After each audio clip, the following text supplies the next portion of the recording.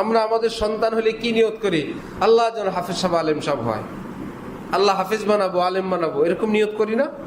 ভালো নিয়ত, সরলতার সঙ্গে। যারা হাফেজ হবে তারা তো ওলি হবেই, যারা আলেম হবে তারা তো ভালো হবেই, আমরা ওর থেকে বলি। কিন্তু এর যদি চুলচেরা ব্যাখ্যা করা হয়, খোঁজ নিয়ে জানা গেছে সব হাফেজ মুত্তাকি না, সব আলেম মুত্তাকি না। আবার অনেক মুত্তাকি আছে, আলেম না। অনেক পরহেজগার আছে, সে কি না? আলেম না। তাহলে আল্লাহ পাকের পক্ষ থেকে আমার আপনার সকল মুসলমানের উপর হাফেজ হওয়া ফরজ না মুত্তাকি হওয়া ফরজ? মাওলানা হওয়া ফরজ না মুত্তাকি হওয়া ফরজ? মুফতি সাহেব হওয়া ফরজ না মুত্তাকি হওয়া ফরজ? মুত্তাকি হওয়া ফরজ। আলহামদুলিল্লাহ, আলহামদুলিল্লাহি ওয়া কাফা ওয়া সালামুন আলা ইবাদিহিল্লাযীনা ইসতাফা, আম্মা বা'দ। فأعوذ بالله من الشيطان الرجيم. بسم الله الرحمن الرحيم. ألا إن أولياء الله لا خوف عليهم ولا هم يحزنون الذين آمنوا وكانوا يتقون. صدق الله مولانا العظيم. وقال رسول الله صلى الله تعالى عليه وسلم: لترك ذرة مما نهى الله عنه أفضل من عبادة الثقلين. وقال رسول الله صلى الله تعالى عليه وسلم: يا أبا هريرة اتق المحارم تكن أعبد الناس، أو كما قال رسول الله صلى الله تعالى عليه وسلم. মোহতারাম মুসল্লিয়ান কিরাম,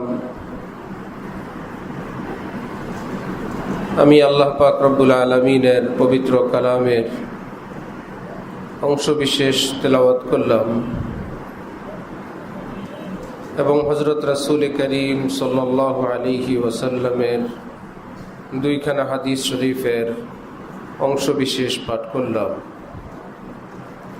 আল্লাহ পাক কোরআন শরীফ এবং হাদিস শরীফের সহিহ ইলম আমাদের সকলকে নসিব ফরমান। কোরআনে পাক এবং হাদিসে পাকের উসিলায় আমাদের জীবনের সমস্ত গুনাহ মাফ করে দেন, আমাদেরকে সমস্ত গুনাহ থেকে তওবা করার তৌফিক দান করেন।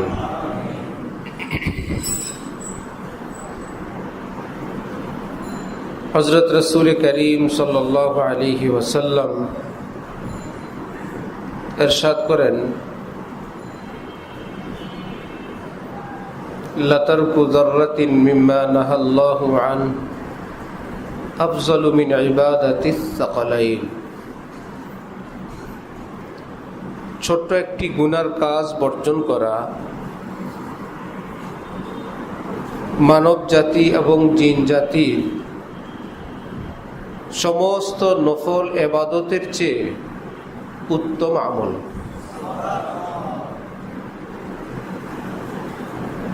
বর্তমান পৃথিবীতে মুসলমানদের আল্লাহ পাকের রহমতে, মেহেরবানিতে অনেক বিষয় দ্বীনের আগ্রহ, দ্বীনের বোঝ, দ্বীনের খেদমত, দ্বীনের ফিকির, দ্বীনের রাস্তায় খরচ করা, দ্বীনি আমল করা, মসজিদ মাদ্রাসা করা, হজ উমরা করা ইত্যাদি ইত্যাদি অনেক ক্ষেত্রেই আগের তুলনায় সংখ্যা অনেক বেশি। এত মসজিদ, এত মাদ্রাসা ছিল না, এত হজ উমরাকারীও ছিলেন না, এত বড় অঙ্কে দান করার লোকও এত ছিল না।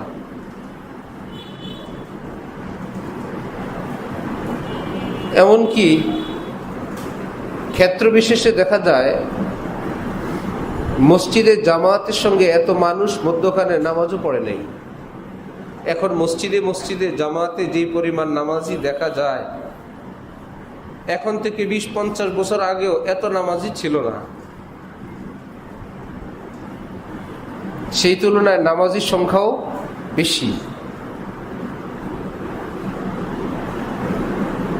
সবটা মিলায় তো আমাদের এতগুলো আমল,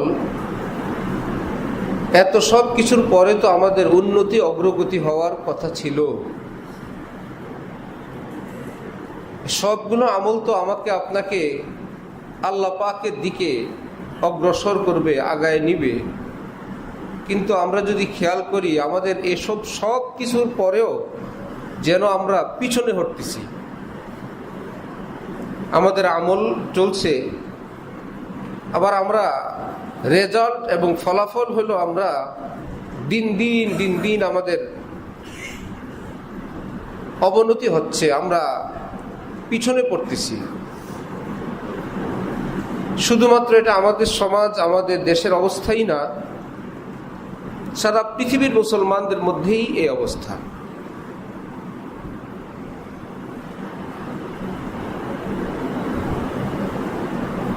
একটা বিষয় আমাদের সবার সজাগ এবং সচেতন হওয়া দরকার, সেটা হলো কিছু আমল যার যেটা আল্লাহ পাক করার তৌফিক দেন, এই আমলের পাশাপাশি সকলের উপরে একটা আমল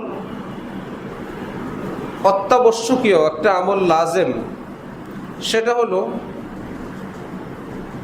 আল্লাহ পাকের নাফরমানি থেকে বিরত থাকা, গুনাহের কাজ থেকে নিজেকে মুক্ত রাখার ফিকির করা, এই মন মানসিকতা নিজের মধ্যে লালন করা। আর এটা করতে গেলে লম্বা জিকিরওয়ালাকে দেখতে যেমনটা দেখা যায় একটা আমলের মধ্যে আছে, লম্বা তেলাওয়াতওয়ালাকে দেখা যায় উনি তেলাওয়াতে আছে, এতেকাফওয়ালাকে দেখা যায় উনি মসজিদে আছেন, হজ উমরাকে দেখা যায় উনি এহরাম পরে রওনা হয়েছেন, দানবীরকে দেখা যায় উনি বড় অঙ্কে দান করলেন। গুনাহ থেকে বাঁচতে যাওয়াটা এটা দেখা যায় না, দেখা যায় খুব কম। দ্বিতীয় কারণ, ইবাদত করার ক্ষেত্রে এক ধরনের ফুর্তি থাকে, এক ধরনের আনন্দ থাকে। আমলও করলাম, আনন্দ হলো, নামাজ পড়লে ভালো লাগে না? তো আমলটাও হলো, মনে একটু ভালো লাগলো। হজ উমরা করলাম, আমলও হইলো, একটু ভালো লাগলো। দান সৎকা করলাম, আমলও হইলো, একটু ভালো লাগলো। কিন্তু গুনাহ থেকে বেঁচে থাকা এমন আমল, এটা করতে ভালো লাগে না, কষ্ট লাগে।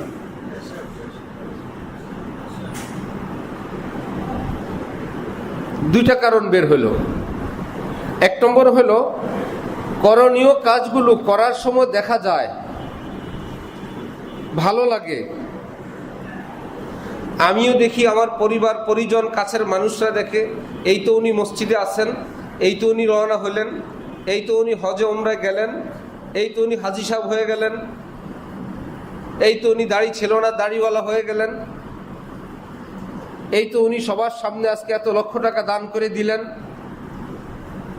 কিন্তু তিনি যদি রাস্তায় একজন ভিন নারীকে বেপরদায় দেখার সুযোগ ছিল, তিনি কষ্ট করে নজরটা একটু হটায়ে চলে আসছেন, এটা কি মাইকিং করা যাবে? এটা কি কেউ দেখবে না? এটা দেখার কোনো পারপাস আছে? নাম্বার 2 হলো, আমল করার মধ্যে যে একটা স্বাদ, একটা মজা, একটা তৃপ্তি, আমলের নূর এবং বরকতের কারণে গুনাহ থেকে বাঁচার ক্ষেত্রে ওই মজাটা সাধারণত এমনটা লাগে না, একটু তিতা, একটু কষ্ট। এখানে স্বার্থে লাগে, এখানে নফসে লাগে, এখানে মনের চাহিদার বিরুদ্ধে লাগে, এখানে বিসর্জন দিতে হয়, ছাড় দিতে হয়। যার জন্য এই ক্ষেত্রে আমরা অনেকটা পশ্চাৎগামী, আমরা অনেকটা পিছে আছি। আমাদের যেটা ভালো লাগে আমরা সেটা করি। যেটা দেখা যায় আমরা সেটা করি, আর যেটা আমাদের কাছে কষ্টের সেটা আমরা করি না, অথবা কম করি, অথবা ক্ষেত্র বিশেষ করি, ক্ষেত্র বিশেষ করি না। কিন্তু কোরআন শরীফে রব্বুল আলামিন স্পষ্ট ভাষায় বলে দিয়েছেন, আল্লাযীনা আমানু ওয়া কানু ইয়াত্তাকুন, পাক্কা ঈমানদার ওই ব্যক্তি ঈমান আনার পাশাপাশি গুনাহ থেকে যে বিরত থাকে, আমি আল্লাহ ঘোষণা দিচ্ছি সে একজন কামেল ঈমানদার। আমল করে কামেল ঈমানদার হওয়া যাবে না, তেলাওয়াত করে কামেল ঈমানদার হওয়া যাবে না, জিকির করে কামেল ঈমানদার হওয়া যাবে না, হজ উমরা করে তাবলীগ করে কামেল ঈমানদার হওয়া। কামেল ঈমানদার হওয়ার জন্য আল্লাহ পাক কোরআনে বলেন যে তাকওয়া লাগবে। তাকওয়া অর্থ আমল করার নাম না, তাকওয়া অর্থ গুনাহ ছাড়ার নাম।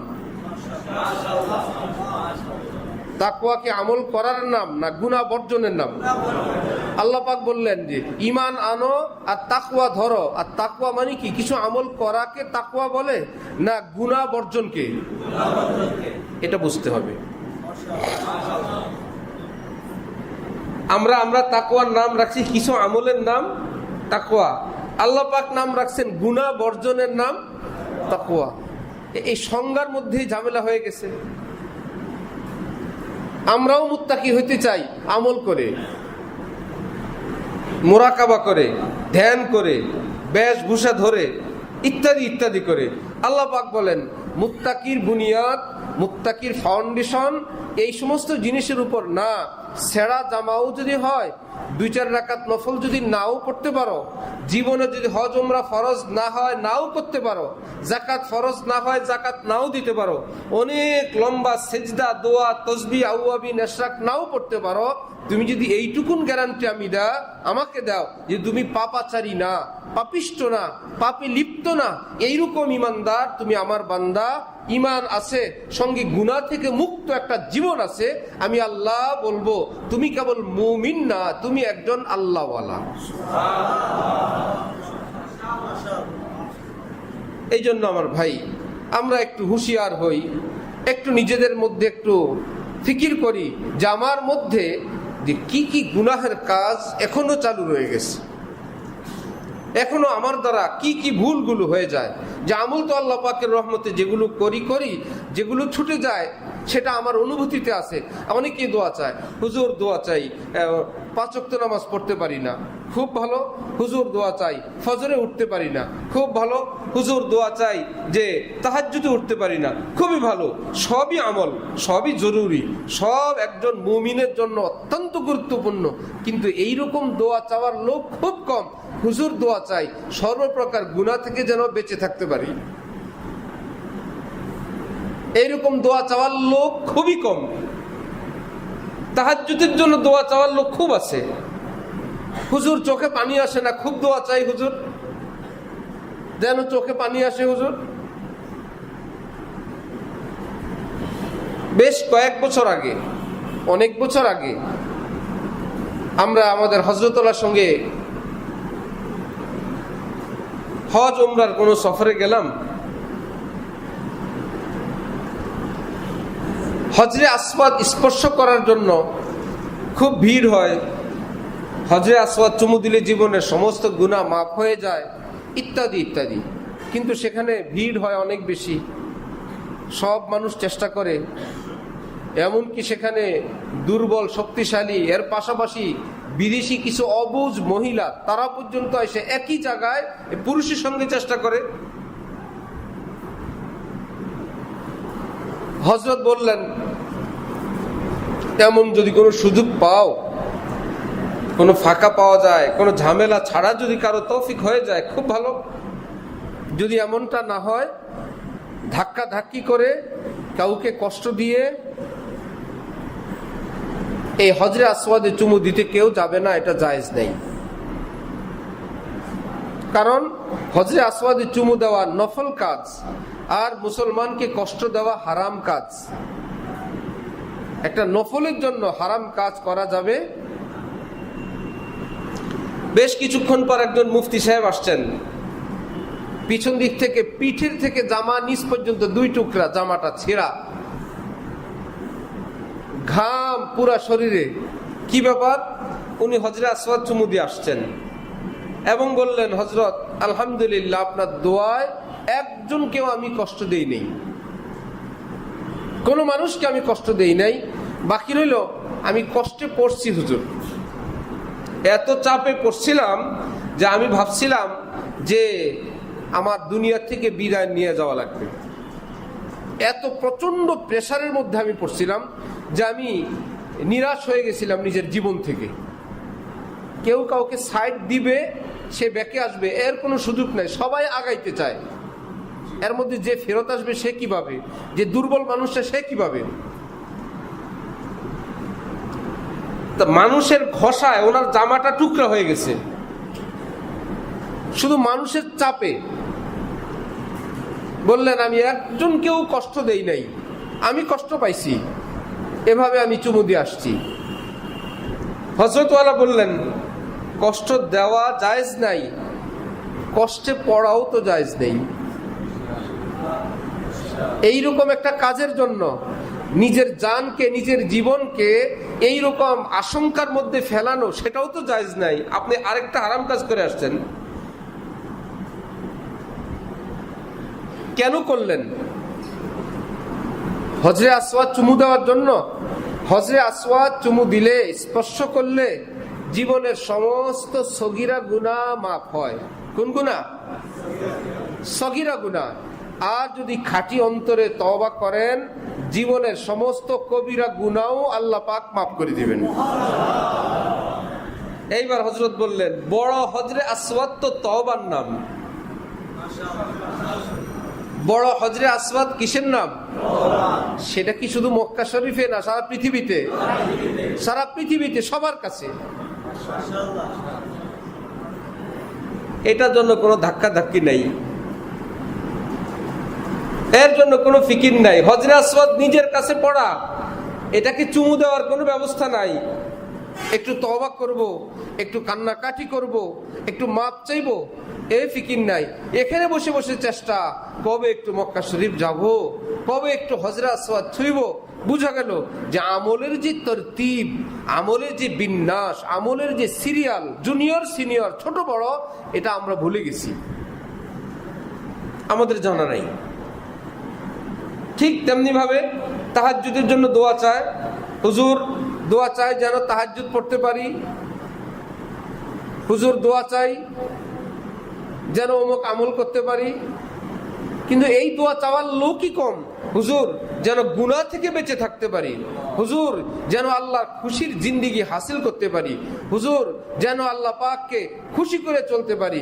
এইরকম দোয়া চাওয়ার লোক আপনাদের সামনে আবার আপনাদের পরিবেশে অনেক বেশি রকম, কারণ এই বুঝি নেই।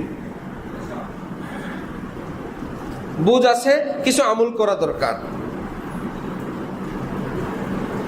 কোরআন শরীফে রব্বুল আলামিন বলছেন, কোন তাফসীর না, কোন ব্যাখ্যা না, কোন হযরতের কথা না। রব্বুল আলামিন বলেন, আলা ইন্না আউলিয়া আল্লাহ, ভালোভাবে শোনো, আমার পাক্কা ঈমানদার, কামেল ঈমানওয়ালা, যাদের নাম আউলিয়া। আউলিয়া আল্লাহ, আল্লাহর আউলিয়া। আউলিয়া বহু বচন, ওলি হইল এক বচন। ওলি একজন আর আউলিয়া বহুজন। ওলি আউলিয়া বলি না, ওলি আউলিয়া। ওলি একজনকে বলে, অনেকজন একত্রে হলে কি বলে? আল্লাহ পাক বলছে, আলা শুনো, ইন্না নিশ্চয়ই, আউলিয়া আল্লাহ, আল্লাহর আউলিয়াগণ, লা খাউফুন আলাইহিম ওয়ালা হুম ইয়াহজানুন, তাদের কোনো ভয় নাই দুনিয়ায়, তাদের কোনো টেনশন নাই পরকালে। ঘোষণা দিচ্ছেন কে? এখন প্রশ্ন, আউলিয়া কারা? যাদের দুনিয়া আখিরাতে কোনো ভয় নাই, কোনো বিষয়ে কোনো ভয় নাই। ব্যাখ্যা করছেন আল্লাহ, আল্লাযীনা আমানু, যারা ঈমান আনে, ওয়া কানু ইয়াত্তাকুন, সর্বপ্রকার পাপাচার থেকে যারা বিরত থাকে।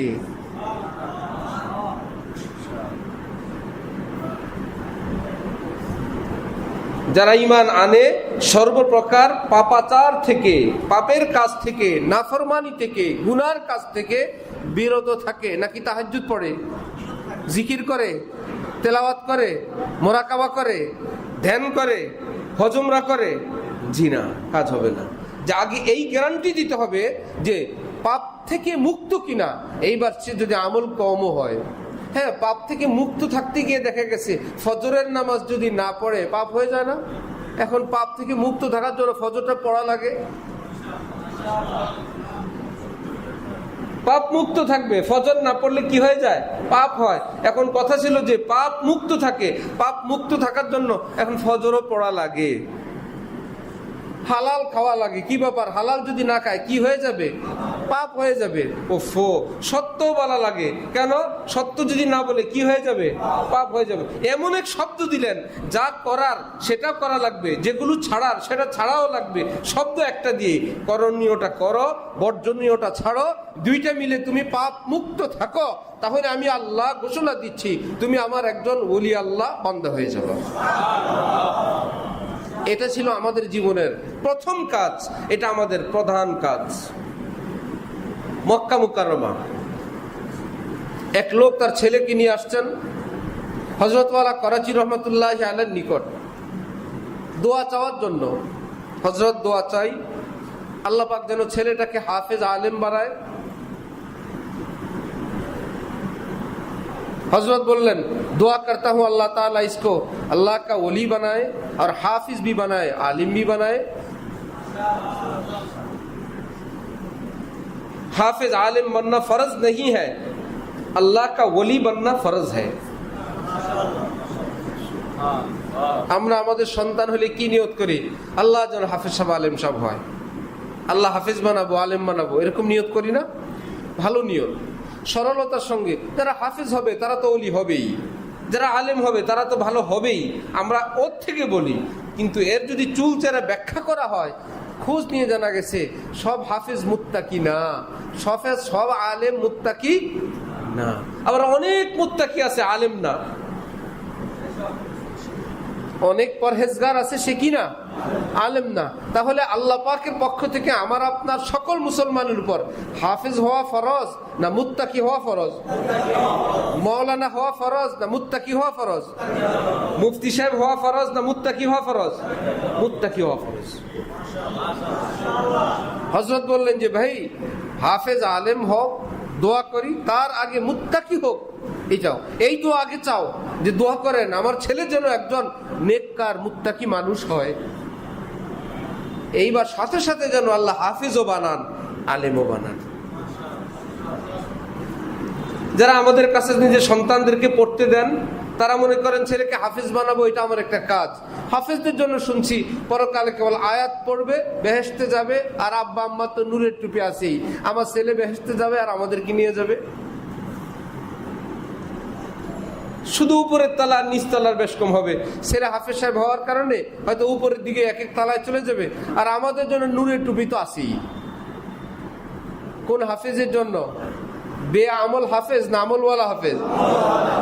যদি সে হাফিজ হয় তাহলে এই ছাত্রকে মাদ্রাসায় বন্ধ, অথবা সপ্তাহের মধ্যখানে হুজুর ছুটি লাগবে, কিসির বিয়ে, হুজুর তার ফুফাতো বোনের বিয়ে, মামাতো বোনের বিয়ে, খালাতো বোনের বিয়ে, আমার বাচ্চার মামার শালার বিয়ে, মামার শালির বিয়ে, পুরো আত্মীয় স্বজন। কোন কোন জেলা আছে এমন আত্মীয়তা সম্পর্ক, বিশেষ করে বিয়ের সময় লতা পাতা খুঁটি নাটি শিকড় যা আছে সব দাওয়াতে যাওয়া লাগবে।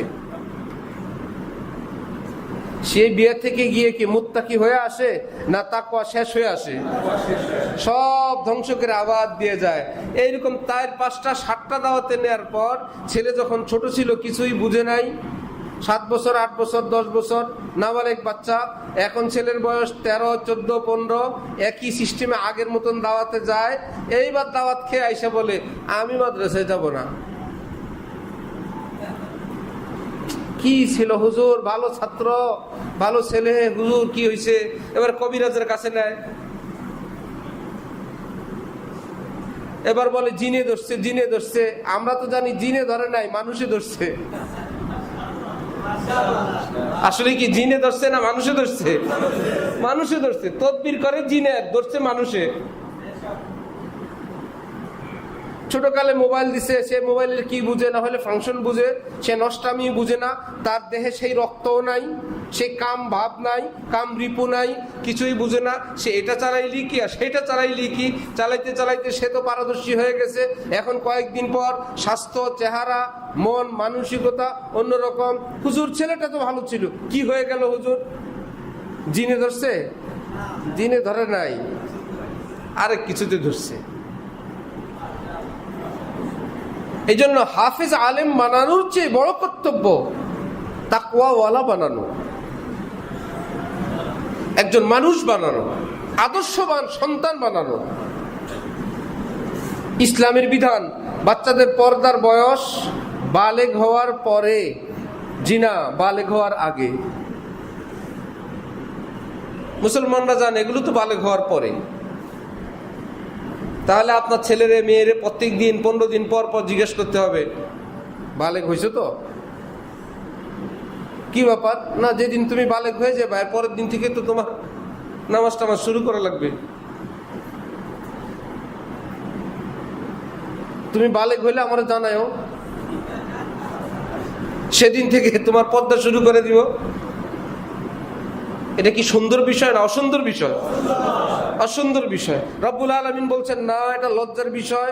বরং 7 বছর থেকে নামাজের ট্রেনিং, 10 বছর থেকে পাক্কা নামাজ, 10 বছর থেকে পর্দা পশিদা শুরু, 10 বছর থেকে বালেগ হওয়া না হওয়া নাই, নারী পুরুষের দূরত্ব আরম্ভ, লজ্জা আরম্ভ, দূরত্ব আরম্ভ, সিট বেডিং আলাদা। এমনটা সে ওই পর্দার ভিতরে যাওয়ার পরই গিয়া বালেগ হবে, সে আলাদা হওয়ার পরই গিয়া বালেগ হবে। নামাজ শুরু করে দিছে আর বহু বছর আগেই। সুবহানাল্লাহ।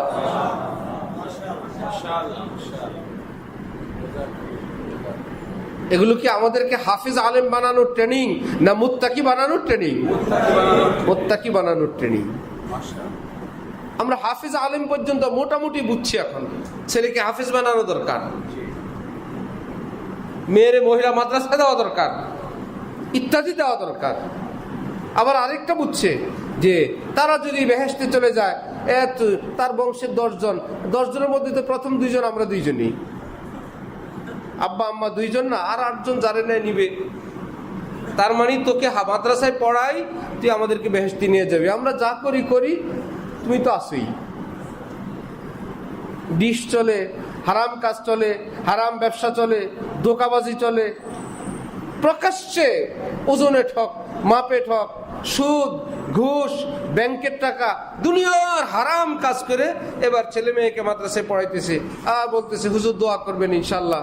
ছেলে মেয়েকে মাদ্রাসায় দিছি আর মনে মনে আশা ইনশাল্লাহ আমরা যাই ভুল বিচ্যুতি করি কোরআন হাদিসের শিক্ষা অনুযায়ী ইনশাল্লাহ তারা বেহেশতে যাবে। 10 জন নিলে আমরা 2 জন তো আছি। এই ক্যালকুলেটরের কাজ হবে? এই ক্যালকুলেটরের কাজ হবে না।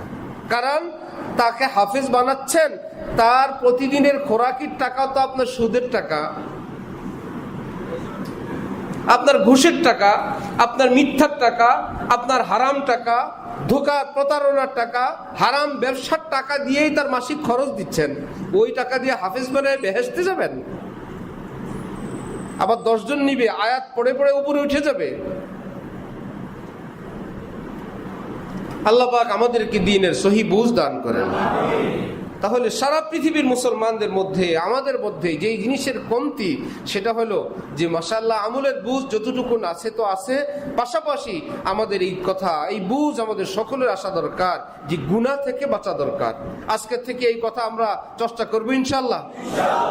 আমার ভাইয়েরা, আমার মুসল্লিয়ানে কেরাম, রাসূল সাল্লাল্লাহু আলাইহি ওয়াসাল্লামের হাদিস আমি শুরুতে বলছি, ছোট্ট একটা গুনাহ বর্জন করা, একটা মিথ্যা ছেড়ে দেওয়া, একটা ধোঁকা না দেওয়া, একটা ওজনে ঠকের সুযোগ ছিল না দেওয়া, একটা প্রতারণার চান্স ছিল না করা, যে কোনো ধরনের একটা পাপের কাজ বড় হোক ছোট হোক সেটা ছেড়ে দেওয়া।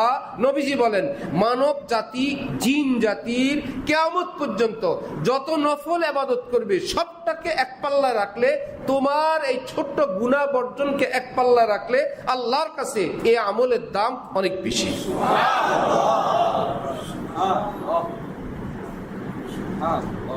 সহজ কথা। এই জন্য দেখা যায় সারা পৃথিবীতে মুসলমানদের আমলের জজবা আছে, কিন্তু একই সঙ্গে গুনাহ চলতেছে। মনে হয় যেন গুনাহের জায়গায় গুনাহ, আমলের জায়গায় আমল। বিষয়টা এমন না। গুনাহ আমার আপনার আমলকে ধ্বংস করে, গুনাহ আমার আপনার ঈমানকে বিধ্বংস করে, গুনাহ আমার আপনার আমলের ঈমানের নূরকে ধ্বংস করে, গুনাহ আমাকে আপনাকে আল্লাহ থেকে দূরে ঠেলে নিয়ে যায়, গুনাহ আমাকে আপনাকে জান্নাত থেকে দূরে সরায় ফেলে, গুনাহ আমাকে আপনাকে আল্লাহর সঙ্গে যে সম্পর্ক এর মধ্যে কঠিন পর্দা ঢেলে দিয়ে দেয়। তো কি থাকলো জীবনে আর?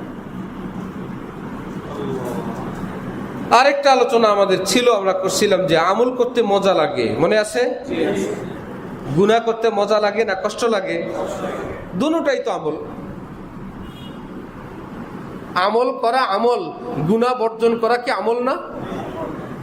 এই জন্য বুজুর্গানে দ্বীন বলেন, আমলের দ্বারা বান্দা যতটা আল্লাহ পাকের নৈকট্য প্রাপ্ত হয়, আমলের দ্বারা বান্দা আল্লাহ পাককে যতটা খুশি করতে পারে, গুনাহ থেকে বাঁচতে গিয়ে যেহেতু এটা তিতা আমল, কষ্টের আমল, এই আমলের কারণে, গুনাহ থেকে বাঁচার কারণে আল্লাহ পাক বান্দার উপর বেশি খুশি হন।